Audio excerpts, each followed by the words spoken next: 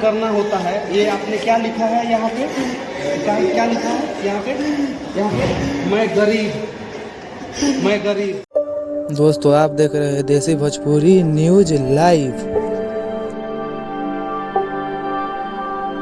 Logically सोचिए, ना मैं विधायक हूँ, ना मैं सांसद हूँ, और ना एसपी ना डीएम। हाँ, चुप रह, सुनो कहाँ पहुँचेंगे हम लोग, बताइए। सिस्टम को जब दुरुस्त करना होता है, ये आपने क्या लिखा है यहाँ पे? क्या लिखा है यहाँ पे? मैं गरीब।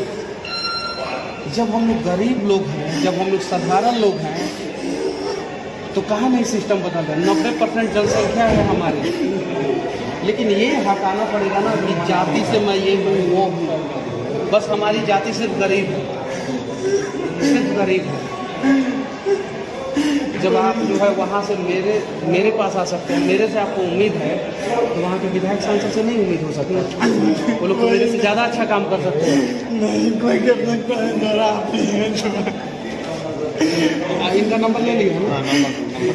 नंबर ले लिया। सुनिए, आज कार्यक्रम है, इसी कारण हम टिकट लेके बोले ठीक है, कार्यक्रम हो रहा है भाई। गौरव जी को नंबर दिया। चलिए है ना, तो ठीक है, वही है तो कोई बात चले जाइए और फोन पे बात आपके समस्या ले लीजिए।